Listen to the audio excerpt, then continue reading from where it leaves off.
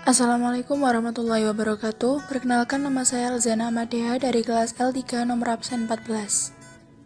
Di sini saya akan sedikit menjelaskan tentang latar belakang berdirinya VOC di Nusantara.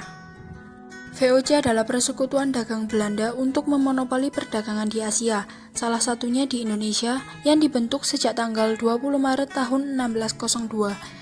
VOC merupakan kongsi dagang terbesar di Nusantara untuk menggabungkan perdagangan rempah-rempah dari wilayah timur dalam memperkuat kedudukan Belanda di Indonesia.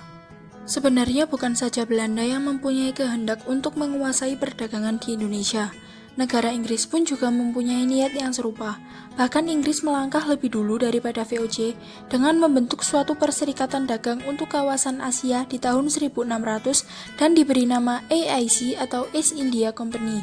Salah satu cara yang dapat dilakukan oleh para pedagang Belanda untuk membendung AIC adalah mempersatukan para pedagang Belanda dalam sebuah wadah atau perserikatan dagang.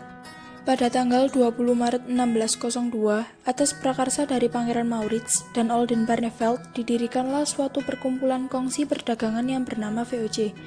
VOC kemudian membuka kantor pertamanya di Indonesia yang berada di Banten dan diketuai oleh Francois Wittert. Tujuan utama dari pembentukan VOC di Indonesia yaitu 1. Menghindari persaingan dagang yang tidak sehat di antara sesama pedagang Belanda agar keuntungan maksimal bisa didapat. 2. Memperkokoh keadaan Belanda dalam menghadapi persaingan dagang dengan bangsa Eropa lainnya. 3. Membantu berupa dana ke pemerintah Belanda yang sedang berjuang melawan Spanyol yang masih menduduki Belanda.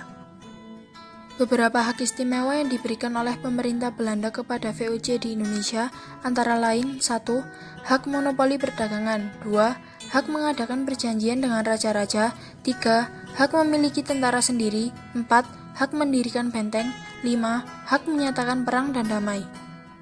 Untuk mendukung misi menguasai perdagangan serta memonopoli perdagangan di Indonesia, VOC mempunyai strategi terutama dalam politik ekonominya, seperti 1. Memaksa pribumi untuk menjual hasil bumi dengan harga yang sudah ditetapkan oleh VOC. 2. Kewajiban bagi rakyat untuk membayar pajak berbentuk hasil bumi. 3. VOC memiliki hak untuk menebang tanaman rempah-rempah. 4. Pelayaran hongi. Gubernur Jenderal VOC pertama adalah Peter Booth yang menjabat dari tahun 1610 sampai 1614. Sebagai jenderal yang pertama, Peter Booth dapat menaklukkan Banten dan menguasai perdagangan di sekitarnya. Peter Booth juga berhasil mengadakan perjanjian dan menanamkan pengaruhnya di Maluku, lalu berhasil mendirikan pos perdagangan di wilayah Ambon dan sekitarnya. Pada awalnya, VOC bersikap dan berhubungan baik dengan rakyat maupun kerajaan di Nusantara. Namun, lama-lama orang Belanda menunjukkan sikap congkak dan semakin ingin menguasai Nusantara.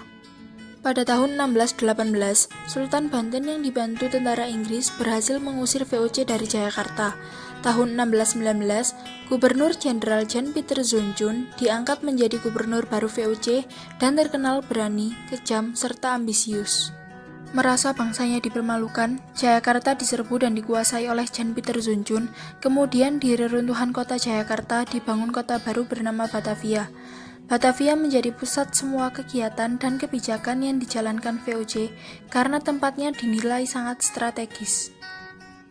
Terima kasih telah menonton video ini, semoga bermanfaat. Wassalamualaikum warahmatullahi wabarakatuh.